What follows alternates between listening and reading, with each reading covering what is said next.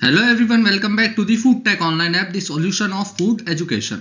आज हम कवर करने जा रहे हैं सीयूईटी पीजी 2025 के लिए आपका जो food science and technology subject group है उससे रिलेटेड कौन कौन से इंपॉर्टेंट एमसीक्यूज है। ठीक है, इन एमसीक्यूज को डिटेल्ड एक्सप्लेनेशन आज के सेशन में हम समझेंगे और जो भी इनसे रिलेटेड कॉन्सेप्ट्स आपके एग्जाम में पूछे जा सकते हैं, इंपॉर्टेंट कॉन्सेप्ट, वो भी हम अच्छे से डिस्कस करेंगे। तो चलिए शुरू करते हैं आज के इस सेशन को। बिफोर वी मूव फॉरवर्ड, मैं आप सबको बताना चाहूंगा कि सीयूईटी पीजी एग्जामिनेशन की प्रिपरेशन के लिए फूड टेक ऑनलाइन ऐप ने डेडिकेटेड ई बुक्स लॉन्च कर दी है for both the subject food science and technology के लिए भी और food engineering and technology subject group के लिए भी। ठीक है, इन ई बुक्स को आप डिस्क्रिप्शन में लिंक दिया होगा, उससे इजीली अवेल कर सकते हैं। और अगर आपको अवेल करने में कोई प्रॉब्लम हो तो आप इन व्हाट्सअप नंबर पे भी कॉन्टैक्ट कर सकते हैं। अब इन ई बुक्स का फायदा क्या है? इन ई बुक्स के अंदर आपको जितने भी आपके टॉपिक्स है पूरे सिलेबस के of the food science and technology subject group, वो अच्छे से डिटेल में in the form of points cover किए जाएंगे। और जो इंपॉर्टेंट इंफॉर्मेशन और कॉम्प्रिहेंसिव इंफॉर्मेशन आपको जरूरी है इस एग्जाम को कम समय में तैयारी करके क्लियर करने के लिए, सिर्फ उतनी इंफॉर्मेशन ही प्रोवाइड की जाएगी ताकि आप एक सटीक और एक्यूरेसी के साथ में अपनी तैयारी को आगे बढ़ा सकें। ठीक है, तो इन ई बुक्स को मैं बता देता हूँ दोबारा, आप डिस्क्रिप्शन में दिए गए लिंक से अवेल इजीली कर सकते हैं। इसी के साथ में फूड टेक ऑनलाइन चैनल ने अपने फूड टेक ऑनलाइन ऐप के ऊपर डेडिकेटेड टेस्ट सीरीज भी लॉन्च कर रखी है।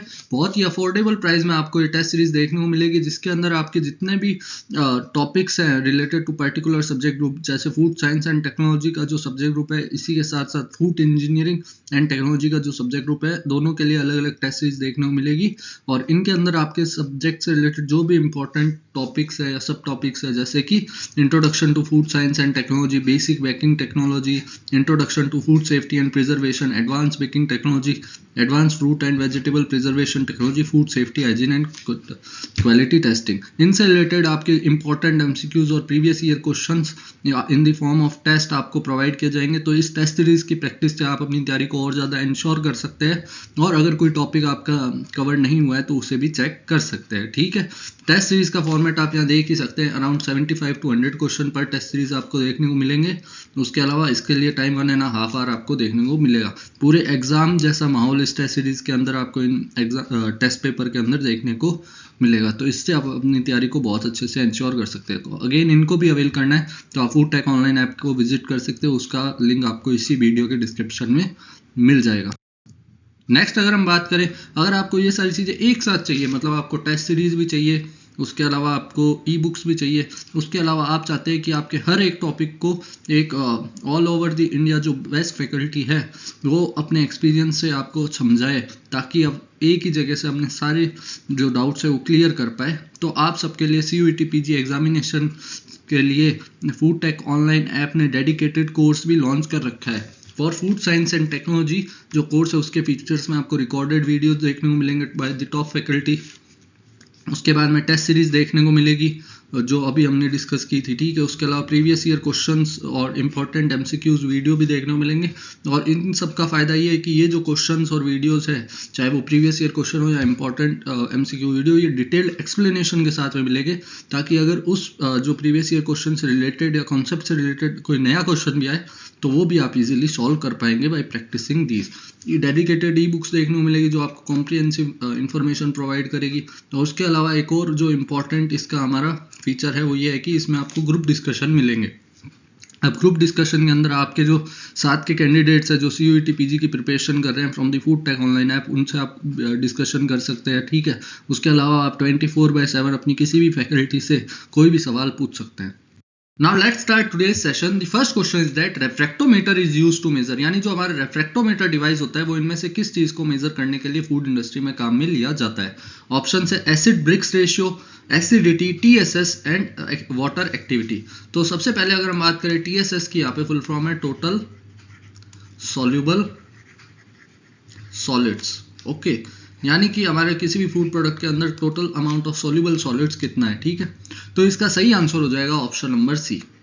जो टोटल सॉल्युबल सॉलिड्स है उसको हम रेफ्रेक्टोमीटर की मदद से मापते हैं। और रेफ्रेक्टोमीटर वर्क किस प्रिंसिपल पे करता है? रिफ्रैक्टिव इंडेक्स, ये मेनली हमारी किसी भी फूड प्रोडक्ट की मेजर करता है। ठीक है, रिफ्रैक्टिव इंडेक्स मतलब अगर हमारे फूड प्रोडक्ट के अंदर हम लाइट को इंसर्ट कर रहे हैं तो वो कितना बेंड हो रही है उस फूड प्रोडक्ट के अंदर, इससे हम कैलकुलेट करते हैं कि उसके अंदर कितना टोटल सॉल्युबल सॉलिड है। ठीक है, तो रिफ्रैक्टिव इंडेक्स को नाप के हम रेफ्रेक्टोमीटर की मदद से उस फूड प्रोडक्ट का TSS निकालते हैं। वहीं अगर हम बात करें एसिडिटी की, तो एसिडिटी मेजर करने के लिए हम pH मीटर का इस्तेमाल करते हैं, ठीक है। और वाटर एक्टिविटी को मेजर करने के लिए हम हाइग्रोमीटर डिवाइस का इस्तेमाल करते हैं। और वहीं अगर हम बात करें एसिड ब्रिक्स रेशियो, तो एसिड ब्रिक्स रेशियो को कैलकुलेट करने के लिए हम सब किस लिए कैलकुलेट करते हैं इससे हमें स्वीटनेस जो होती है किसी भी फूड प्रोडक्ट की वो हमें पता लगती है, ठीक है।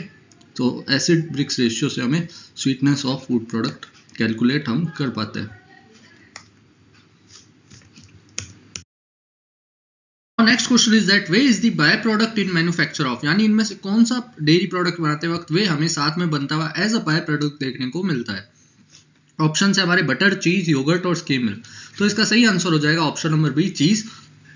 या फिर जो पनीर होता है उसकी मैन्युफैक्चरिंग में भी हमें whey as a byproduct देखने को मिलता है। अब फर्क क्या है वे और चीज के अंदर? देखो, मिल्क जो प्रोटीन होता है, मिल्क प्रोटीन, वो मेनली हमारा 2 तरह के या फिर 3 तरह के हम इसे क्लासिफाई कर सकते हैं, प्रोटीन सेगमेंट से मिलकर बना हुआ होता है। इसमें एक तो होता है केजीन, ठीक है। और केजीन जो होता है वो हमारा 80% ऑफ मिल्क प्रोटीन बनाता है, यानी टोटल मिल्क प्रोटीन का 80% प्रोटीन हमारा केजीन होता है, ठीक है।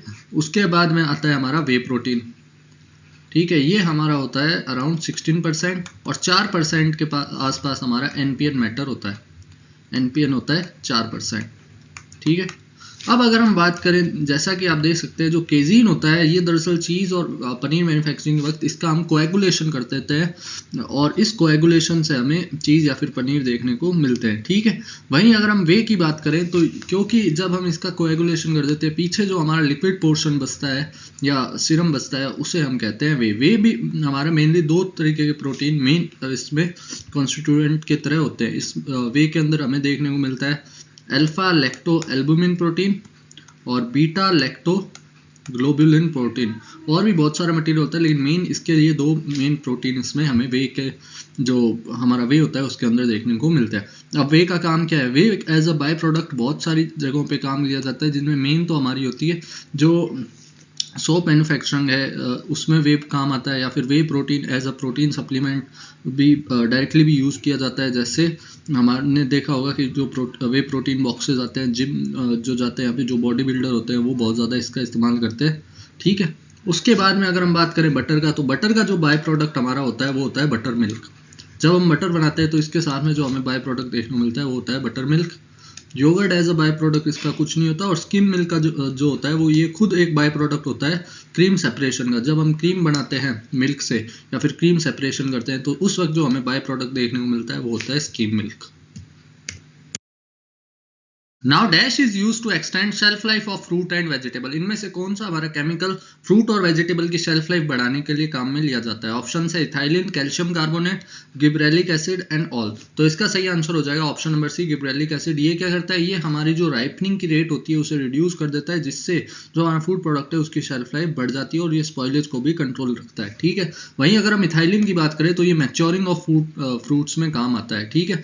अगर हमारे किसी भी फ्रूट और वेजिटेबल को मैच्योर करना है तो हम इथाइलिन से उसका ट्रीटमेंट करते हैं, ठीक है। और ये जो इथाइलिन है ये हमारा राइपनिंग की रेट को बढ़ाने के लिए ज़्यादा काम आता है। वहीं अपोजिटली गिबरेलिक एसिड राइपनिंग की रेट को रिड्यूस कर देता है फॉर इट्स प्रिजर्वेशन, ठीक है।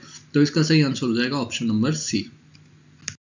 Now next question is moisture content for paddy storage is less than -% for grain storage and less than -% for long term seed preservation। अब यहाँ पे हमें बताया है कि पोस्ट हार्वेस्ट कंडीशन में जब हम स्टोरेज करते हैं तो उस स्टोरेज करते वक्त कौन सी कंडीशन हमारे लिए आइडियल होती है मॉइस्चर की? For the first of all grain storage के लिए कितना मॉइस्चर हमें चाहिए और बाद में कितना मॉइस्चर हमें चाहिए होता है ताकि हमारे जो भी पैडी है उसका जो सीड का प्रिजर्वेशन है वो अच्छे से कर लिया जाए। तो इसका सही आंसर है ऑप्शन नंबर ए, 14% से कम मॉइस्चर हमें चाहिए होता है for the grain storage in the environment. और उसके बाद में अगर हम बात करें जो हमारी पैडी स्टोरेज है उसमें हमें 9% से कम मॉइस्चर चाहिए होता है अगर हमें उसके सीड को प्रिजर्व करना है। Now next question is parboiling of paddy increases its, यानी जब हम पैराबॉइलिंग प्रोसेस करते हैं राइस पैडी के अंदर तो उससे हमें क्या फायदा मिलता है? ऑप्शन है vitamin, minerals, both and none. तो सबसे पहले जानते हैं पैराबॉइलिंग होती क्या है। पैराबॉइलिंग होता है जो हमारा पैडी होता है उसको सबसे पहले हम सोकिंग करते हैं एट एलिवेटेड टेम्परेचर, ठीक है। उसके बाद इसकी स्टीमिंग करते हैं, और लास्ट में इसकी ड्राइंग करते हैं। तो इस कंप्लीट प्रोसेस को हम कहते हैं पैरा बॉइलिंग। अब इसमें मेनली फायदा क्या होता है, देखो जब हम सोकिंग और स्टीमिंग करते हैं राइस की, तो क्या होता है राइस के अंदर जो स्टार्च होता है वो जेलेटनाइज हो जाता है, यानी जेलेटनाइजेशन ऑफ स्टार्च होता है। अब इसको हमने बहुत पहले मतलब पिछले लेक्चर्स में भी बहुत अच्छे से डिटेल में समझा था। जेलेटनाइजेशन ऑफ स्टार्च क्या होता है, इसका मतलब होता है कि जो हमारा स्टार्च होता है जब उसको हम बॉईल करते हैं, यानी एलिवेटेड टेम्परेचर में उसको वाटर के अंदर सोक करते हैं, तो उसके अंदर का जो हमारा अमाइलोज पोर्शन होता है स्टार्च का, स्टार्च आप सबको पता है अमाइलोज और अमाइलोपेक्टिन से मिलकर बना हुआ होता है, तो उसका जो अमाइलोज पोर्शन होता है वो उस वाटर को एब्जॉर्ब कर लेता है, जिससे जो स्टार्च है वो स्वेल हो जाता है उसमें, जिसे हम कहते हैं स्वेलिंग ऑफ स्टार्च भी कहते हैं, ठीक है। और इस स्वेलिंग ऑफ स्टार्च के कारण क्या होता है, ये जो गैप्स होते हैं या क्रैक्स होते हैं हमारे राइस के अंदर, उनको फिल करता है, ठीक है। तो इससे क्या होगा, जब हम मिलिंग करेंगे राइस की, अब यहाँ पे हम बेनिफिट्स देखते हैं पैडिंग के, ठीक है, बेनिफिट्स देखें तो जब हम मिलिंग करेंगे तो जो राइस का ब्रोक डाउन होना है वो बहुत ज़्यादा कम हो जाएगा, ठीक है, राइस थोड़ा हार्ड हो जाता है। दूसरा, जब हम उस राइस को कुक करेंगे तो स्टिक नहीं होगा। तीसरा इंपॉर्टेंट, इसका सबसे इंपॉर्टेंट बेनिफिट ये होता है कि जो हमारा राइस के ऊपर यानी ब्रांड साइड में या सरफेस के ऊपर जो न्यूट्रिएंट्स होते हैं जिनमें मेनली विटामिन और मिनरल्स होते हैं, वो क्या करते हैं, वो इस राइस के ये जो इंटरनल पोर्शन है सरफेस से अंदर की तरफ क्या है मूव करते हैं, ठीक है, जब हम इसकी पैरा बॉइलिंग करते हैं। तो इससे क्या होता है, यहाँ पे जो सरफेस पे जो हमारे मिनरल्स या फिर बाकी विटामिन जो प्रेजेंट थे, वो जब इसके एंडोस्पर्म में यानी अंदर की तरफ इंटरनल कोर की तरफ जाएंगे, तो क्या होगा, इसकी ओवरऑल जो हमारी न्यूट्रिएंट वैल्यू है, न्यूट्रिशन वैल्यू है, वो बढ़ेगी। क्योंकि ये सरफेस वाले तो जब हम इसकी डीहस्किंग करते हैं उस वक्त ज़्यादातर रिमूव हो जाते हैं, जब हम ब्रांड रिमूव कर लेते हैं ब्रांड पोर्शन, लेकिन एंडोस्पर्म तो हमारे राइस का रहता ही है जब हम उसे कंज्यूम करते हैं। तो इसकी वजह से जो विटामिन और मिनरल है इन दोनों का कंटेंट बढ़ जाता है, और इसकी वजह से इसकी ओवरऑल न्यूट्रिशनल वैल्यू भी बढ़ जाती है। Now next question is, choose the target organism for milk pasteurization from the following. Options are Mycobacterium tuberculosis, Coxella brunti, Clostridium botulinum, Bacillus cereus. तो देखो इस क्वेश्चन का सिंपल सा मतलब ये है कि इनमें से कौन सा microorganism as a indication microorganism हमारा यूज किया जाता है, ताकि हम बता पाए कि पास्चराइजेशन कंप्लीट हुआ है उस पर्टिकुलर मिल्क का या नहीं हुआ है। यहाँ पे मिल्क की बात हो रही है, ठीक है। तो इसका जो सही आंसर होगा वो होगा ऑप्शन नंबर बी। कॉक्सिला ब्रंटाई जो है वो ऐसा माइक्रो ऑर्गेनिज्म है जो अगर पूरी तरीके से इनएक्टिवेट या किल हो जाता है, ये एक पैथोजन होता है, तो हम मान लेते हैं कि हमारा जो मिल्क है वो पूरी तरीके से पास्चराइज हो चुका है, ठीक है। कंप्लीट पास्चराइजेशन या फिर सेफ पास्चराइजेशन का इंडिकेटिंग माइक्रो ऑर्गेनिज्म जो होता है वो कॉक्सिला ब्रंटाई होता है। इसी के साथ में पास्चराइजेशन कंप्लीट हुआ है या नहीं हुआ, उसके लिए बाद में टाइम के साथ में बाकी माइक्रो ऑर्गेनिज्म को भी as a indicating microorganism include किया जाने लग गया था।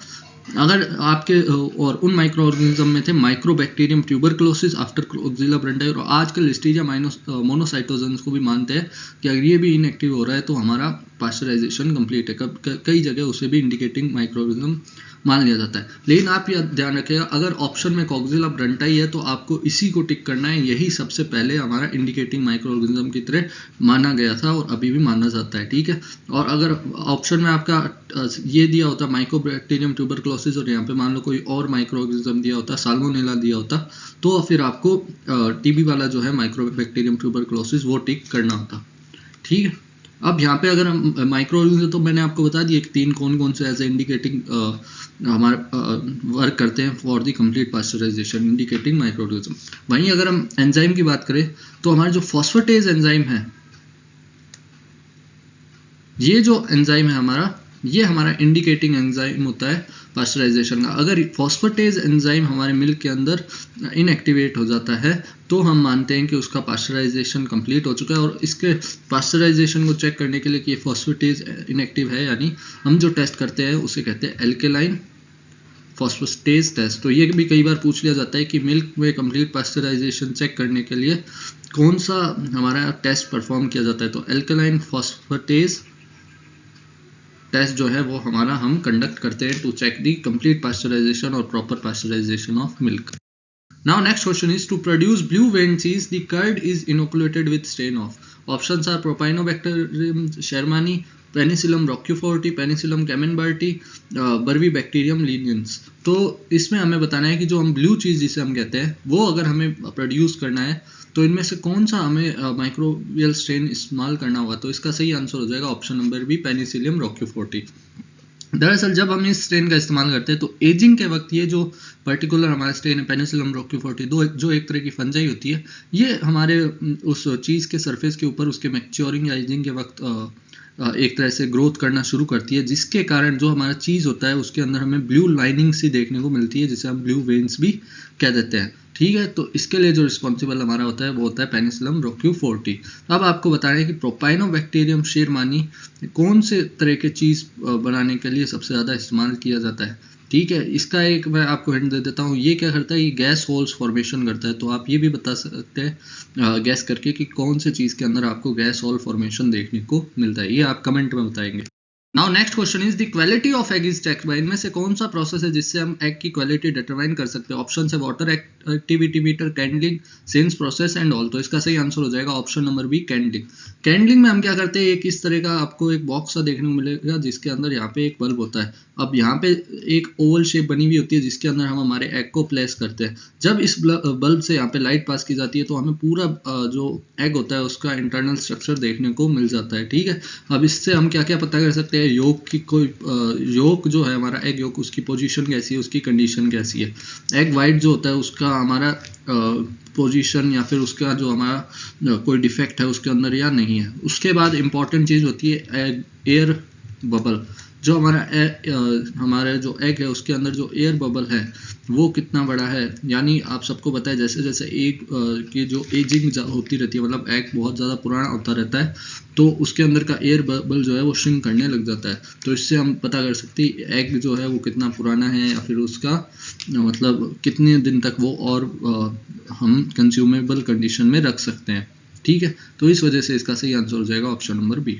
नेक्स्ट क्वेश्चन है which of the following function of waxing in fruit and vegetable, यानी जो वैक्सिंग होती है उसका हमारा फ्रूट और वेजिटेबल के अंदर मेन फंक्शन क्या होता है। ऑप्शन है शेल्फ लाइफ इंप्रूव करना, ग्लोसीनेस लाना, prevent dehydration of fresh fruit and vegetables. देखो वैक्सिंग में हम क्या करते हैं, फ्रूट और वेजिटेबल के ऊपर एक लेयर चढ़ा देते हैं, मेनली बी वैक्स का इसमें इस्तेमाल किया जाता है वैक्स की। अब उससे क्या होता है, जो फूड हमारा होता है उसकी जो सरफेस है वो कवर हो गया। तो इससे दो तीन फायदे होते हैं। सबसे पहले तो इसके अंदर का जो वाटर है वो बाहर ट्रांसक्रिप्शन की मदद से, ट्रांसपीरेशन की मदद से सॉरी, बाहर नहीं जा पाता। ठीक है, अब ये ट्रांसपीरेशन आप सबको पता है, जो फ्रूट्स होते हैं वो अपने इंटरनल वाटर को एक्सेल करते हैं, ये एक नेचुरल प्रोसेस होती है। ठीक है, तो इस ट्रांसपीरेशन को रोक कर हम क्या करते हैं, इसके अंदर का जो वाटर लॉसेज है उसको रोक लेते हैं और इसकी वजह से जो हमारा डिहाइड्रेशन ऑफ फ्रूट और वेजिटेबल है वो नहीं होता। शेल्फ लाइफ बढ़ जाती है क्योंकि बाहर से कोई इंसेक्ट या माइक्रोबियल एक्शन नहीं हो पाता है। उसके अलावा जो ग्लोसीनेस है, ये वैक्स जो होती है आप सबको पता है थोड़ी शाइनी नेचर की होती है, तो ये ओवरऑल फ्रूट की शाइन भी बढ़ा देती है। तो इसका सही आंसर हो जाएगा option number D, all is the correct answer. Now next question is black bread mould, जिसे हम राइजोपस स्लोनिफर भी कहते हैं और सिंपली इसे कई फूड इंडस्ट्री के अंदर ब्रेड मोल्ड के नाम से भी जाना जाता है। तो सबसे इंपॉर्टेंट इस क्वेश्चन में आपके लिए इस जो मोल्ड है इसका नाम ही हो जाता है। ठीक है, कई बार पूछा गया है कि ब्रेड मोल्ड किस हमारी स्पीशीज को कहते हैं माइक्रो ऑर्गेनिज्म की। तो राइजोपस स्टोल्निफेरा को कहते हैं, ये एक तरह की फंजाई होती है। आप सबको पता है मोल्ड और ये जो है वो फंजाई के ही टाइप होते हैं। ठीक है, is a widely distributed dash mucoralean mould found on the bread surface, यानी ये जो हमारा मोल्ड है ये किस तरीके से हमें ब्रेड के सरफेस के ऊपर देखने को मिलता है। तो ये जो होता है ये थ्रेड लाइक स्ट्रक्चर के फॉर्म में हमें ब्रेड के सरफेस पे ग्रोथ होता हुआ देखने को मिलता है और ये ऑब्वियसली ब्रेड के अंदर जो है डिफेक्ट कॉज करता है, स्पॉइलेज ऑफ ब्रेड कॉज करता है और उसके ऊपर एक ब्लैक थ्रेड्स जो है ये फंजाई ग्रोथ होती है तब हमें देखने को मिलते हैं। बॉटेड इसका नहीं होता, बोथ भी नहीं होगा। तो इसका सही आंसर हो जाएगा थ्रेड लाइक स्ट्रक्चर इसका हमें देखने को मिलता है। Now next question is instant coffee is packaged in. Options are aluminium foil, PET, aluminium foil plus PET and PP. तो इसका सही आंसर हो जाएगा option number C, aluminium foil plus PET। PET की फुल फॉर्म होती है polyethylene टेरापैथलेट। ठीक है, अब इस मटेरियल का क्यों इस्तेमाल किया जाता है, क्योंकि इनकी बहुत अच्छी टेंडेंसी होती है कि ये जो है ये एक तो ऑक्सीजन बैरियर बहुत अच्छे होते हैं। ठीक है, और दूसरा ये जो फॉइलिंग होती है या फिर ये जो पैकेजिंग होती है ये बहुत अच्छी मॉइस्चर बैरियर भी होती है। और जो कॉफ़ी पाउडर होता है उसका मेन डिटोरेशन हमारा मॉइस्चर उसके कंटेंट में आने से ही होता है और ऑक्सीजन के कंटेक्ट में आने से ही होता है। मॉइस्चर को ये एब्जॉर्ब करके आप सबको पता है कॉफ़ी जो है वो लम्प फॉर्मेशन कर लेती है, यानी एकदम सॉलिड हो जाती है और लम्प्स बना लेती है, ठीक है। तो मॉइस्चर बैरियर और ऑक्सीजन बैरियर होने के कारण मेनली हम एल्यूमिनियम और पीईटी यानी पॉलीइथाइलिन पैथलेट का जो टेरापैथलेट का जो इस्तेमाल है वो मेनली एज अ मटेरियल करते हैं, पैकेजिंग मटेरियल।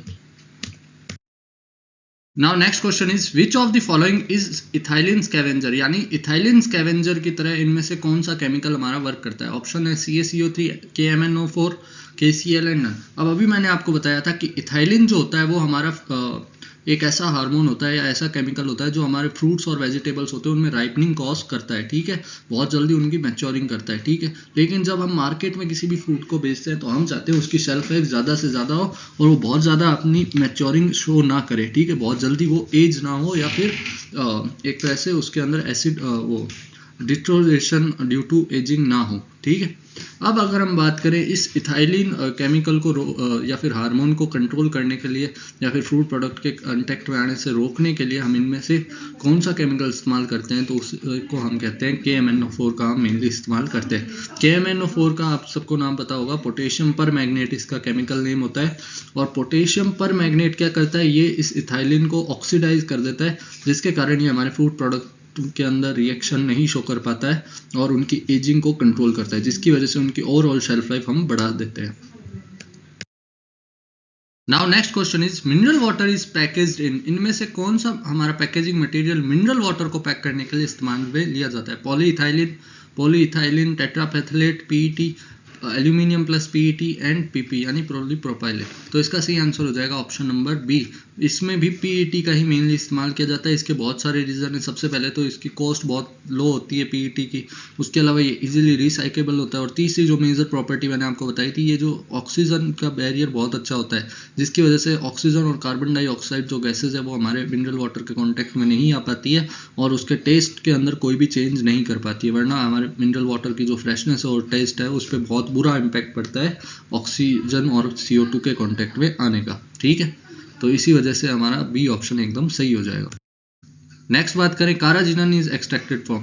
अब काराजिनन जो होता है वो होता है रेड सीवीड, ठीक है, यानी ये जो हमारा एक तरह से कंपाउंड होता है, केमिकल कंपाउंड, ये सीवीड्स के फॉर्म में हमें देखने को मिलता है और इसका मेन इस्तेमाल क्या होता है, ये मेनली स्टेबलाइजर की तरह हमारा फूड इंडस्ट्री में वर्क करता है। अब स्टेबलाइजर का क्या वर्क होता है, स्टेबलाइजर जो है वो बहुत सारे वर्क परफॉर्म करते हैं। मेनली ये जो वाटर एक्टिविटी है हमारे फूड प्रोडक्ट की उसे रेगुलेट करते हैं। उसके अलावा ये जो है ये कई बार चिलेटिंग एजेंट की तरह वर्क करते हैं और जो भी हमारे मेटल आयंस होते हैं उनको अपने अंदर बाइंड कर लेते हैं। उससे क्या होता है कि हमारे फूड प्रोडक्ट जो है उसके अंदर मेटल ऑक्सीडेशन के कारण कोई भी ऑफ फ्लेवर्स नहीं देखने को मिलते हैं, वरना ये जो मेटल आयंस है ये ऑक्सीडाइज हो जाएंगे और हमारे फूड प्रोडक्ट में बहुत सारे डिफेक्ट कॉज करेंगे, मेनली फ्लेवर डिफेक्ट्स और सरफेस डिफेक्ट्स, ठीक है। तो इस वजह से हम काराजिनन को एज ए स्टेबलाइजर बहुत सारे प्रोडक्ट में इस्तेमाल करते हैं, जिनमें अगर हम डेयरी इंडस्ट्री की बात करें तो आइसक्रीम के अंदर जो स्टेबलाइजर है उनमें काराजिनन बहुत इंपॉर्टेंट होता है। Now next question is the hardening of the surface during drying regarded as, यानी अगर किसी भी फूड प्रोडक्ट के अंदर जब हम ड्राइंग प्रोसेस करते हैं और उसकी सरफेस जो है वो बहुत ज़्यादा हार्ड हो जाती है तो इस फिनोमिनन को हम क्या कहते हैं। ऑप्शन है dry surface, hard surface, case hardening and none. तो इसका सही आंसर होगा option number C, case hardening. आपने जरूर इस फिनोमिनन के बारे में सुना होगा। इस कंडीशन में क्या होता है, जब हम बहुत हाई टेम्परेचर पे, टू हाई टेम्परेचर पे किसी भी फूड प्रोडक्ट की ड्राइंग को कंडक्ट करते हैं तो ऐसे केस में उस फूड प्रोडक्ट का जो सरफेस होता है वहाँ पे जो मॉइस्चर होता है वो तो बहुत जल्दी डिहाइड्रेट हो जाता है, यानी रिमूव हो जाता है और ये जो सरफेस है ये श्रिंक करना शुरू कर देता है। लेकिन बिकॉज बहुत ज़्यादा हाई टेम्परेचर था तो ये जो हीट है ये प्रॉपरली इंटरनल जो मॉइस्चर है उसको ड्राई अप नहीं कर पाती और सरफेस के मॉइस्चर को जल्दी ड्राई अप कर देती है, क्योंकि ये ज़्यादा देर तक कॉन्टैक्ट में होता है विद दी हाई टेम्परेचर, ठीक है।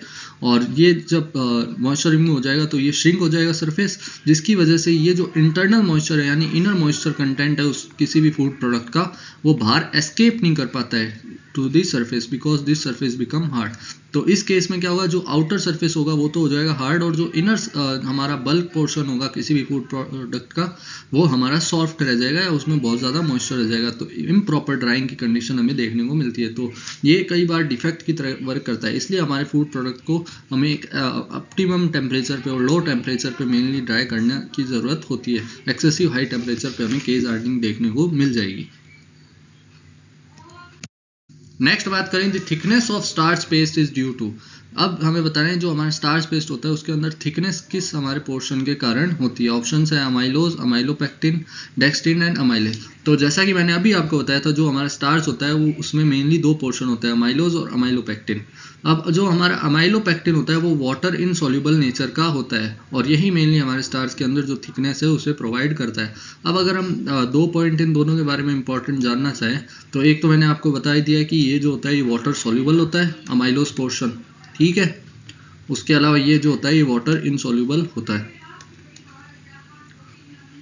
उसके बाद में अगर हम बात करें तो ये जो हमारा पोर्शन होता है अमाइलोज पोर्शन, ये हमारा ब्रांच नहीं होता, ये नॉन ब्रांच होता है, ठीक है। ये नॉन ब्रांच्ड पोर्शन होता है हमारे स्टार्च का। और जो हमारा अमाइलोपेक्टिन होता है ये ब्रांच पोर्शन होता है, या फिर इसे हम अनब्रांच भी लिखते हैं नॉर्मली। अनब्रांच पोर्शन तो है अमाइलोज और ब्रांच जो पोर्शन होता है वो हमारा होता है amylopectin.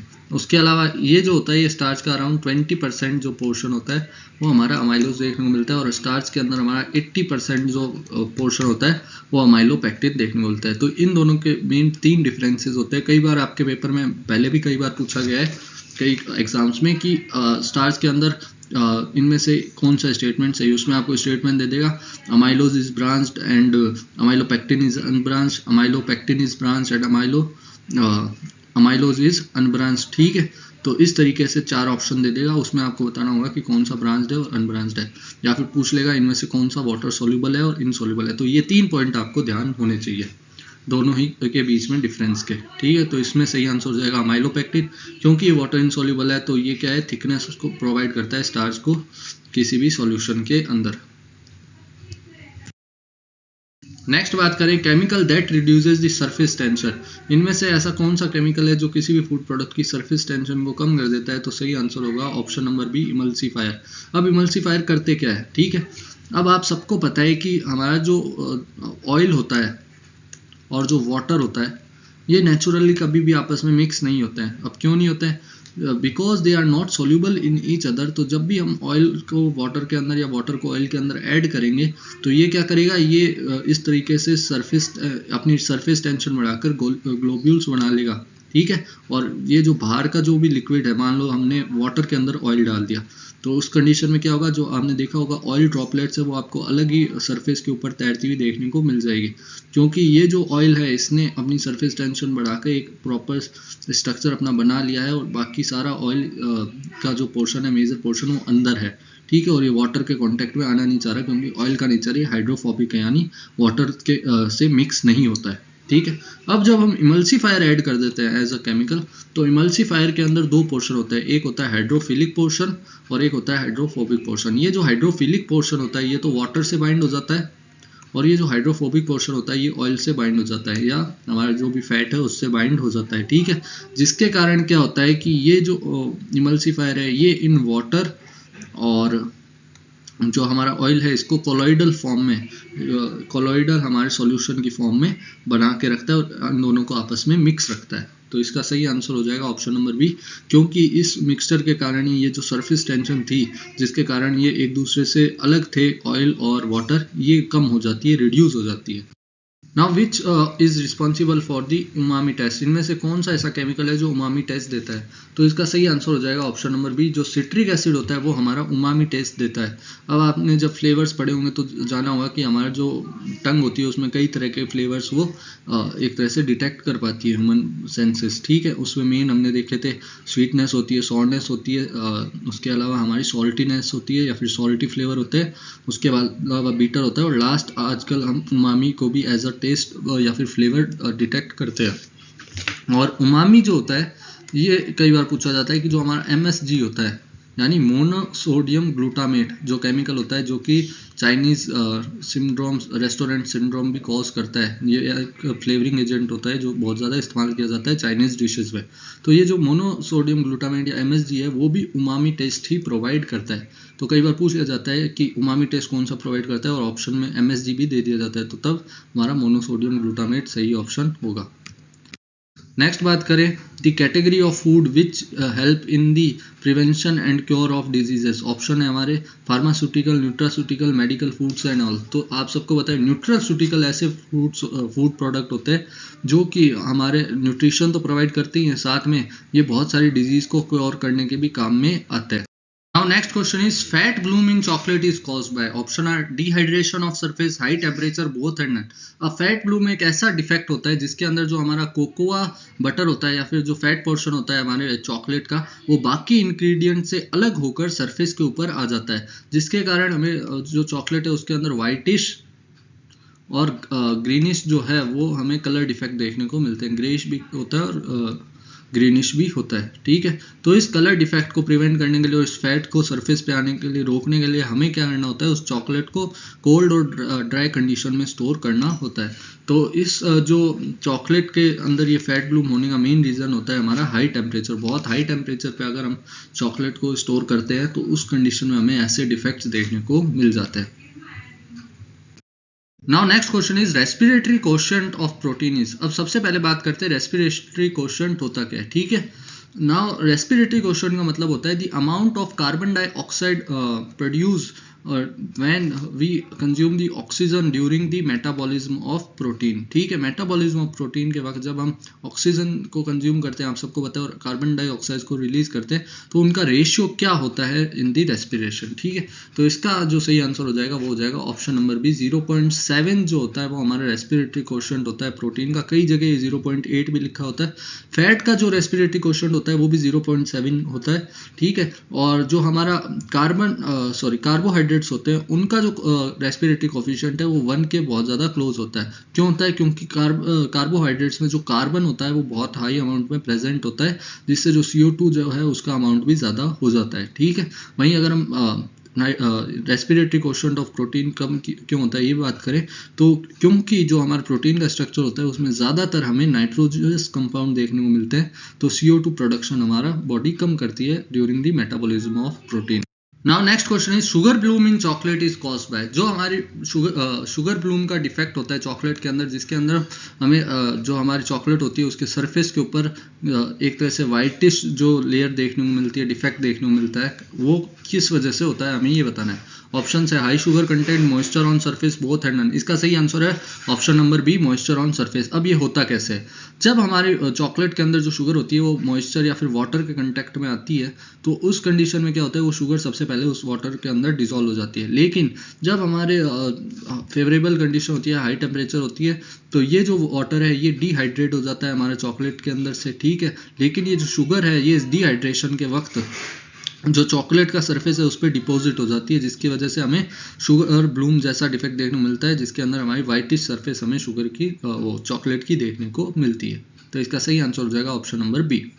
Now next question is the process of extracting a substance from a solid material that has come into contact with a liquid. यानी अगर हमें किसी भी सॉलिड मटेरियल के अंदर से कोई भी कंपोनेंट या कॉन्स्टिट्यूटेंट को एक्सट्रैक्ट करना है और इसके लिए हम उसे किसी भी लिक्विड के अंदर एक तरह से उसके सरफेस के कांटेक्ट में किसी भी लिक्विड को लाते हैं इस प्रोसेस के लिए, तो इस कंप्लीट फिनोमिनन को या इस प्रोसेस को हम क्या कहते हैं? Extracting the component from solid by getting it into the contact of a liquid. Okay, तो इसको हम कहते हैं लीचिंग प्रोसेस, ठीक है। एक्सप्रेशन होता है हमारा अगर हम प्रेशर की मदद से किसी भी सॉलिड के अंदर से कोई भी ऑयल जैसा या फिर अदर लिक्विड को रिमूव कर दे, यानी सॉलिड में से लिक्विड रिमूव कर दे, ऑयल लाइक मेनली ऑयल ही रिमूव करते हैं एक्सप्रेशन में with the help of pressure. Sublimation आप सबको पता है कि है ना, डायरेक्टली अगर हम सॉलिड को वेपर में कन्वर्ट कर देते हैं या हमारे गैस में कन्वर्ट कर देते हैं without converting into the liquid state, ठीक है।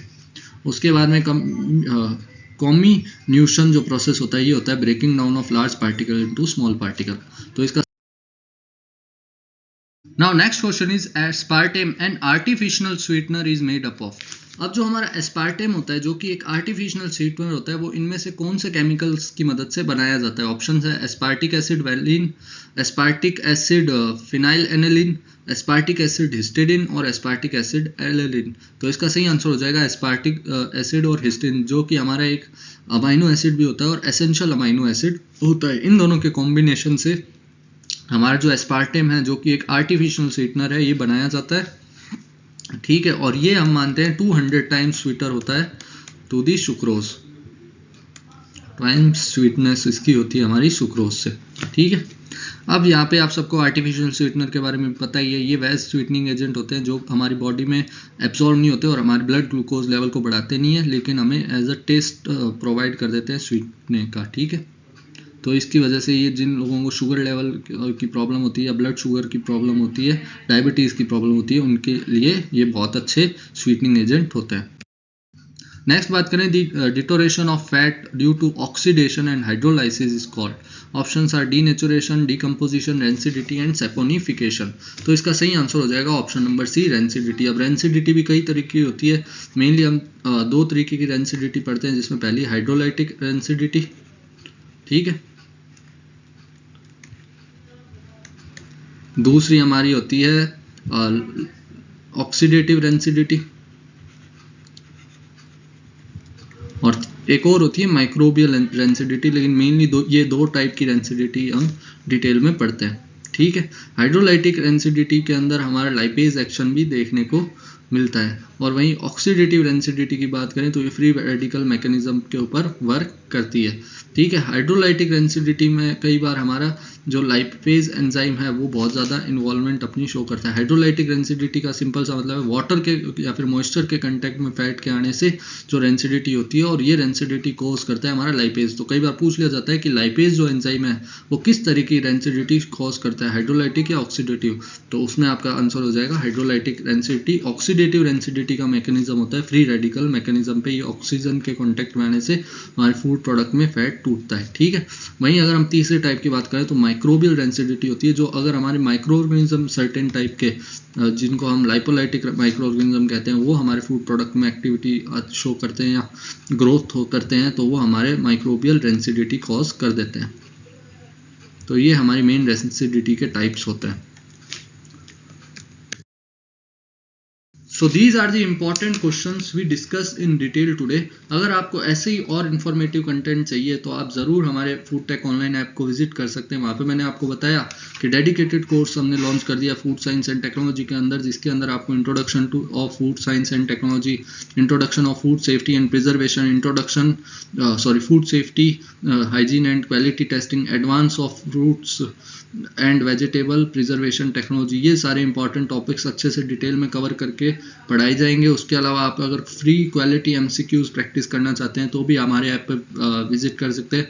वहाँ पे आपको इन गिवन सब्जेक्ट्स के फ्री में और बहुत अच्छी क्वालिटी के एमसीक्यूज प्रैक्टिस करने को मिलेंगे। ठीक है, और इसके अलावा आप CUET-PG के अलावा FCI, फूड एनालिस्ट, FSSAI कोई भी फूड रिलेटेड एग्जाम की तैयारी करना चाहते हैं तो हमारा प्लेटफॉर्म आपके लिए बहुत ज़्यादा बेनिफिशियल साबित हो सकता है। अगेन मैं आपको बताना चाहूँगा कि इस प्लेटफॉर्म यानी फूड टेक ऑनलाइन ऐप की जो लिंक है आपको इसी वीडियो के डिस्क्रिप्शन में देखने को मिल जाएगी। Again, thank you for listening. I hope this session will be helpful for you and best of luck for your examination.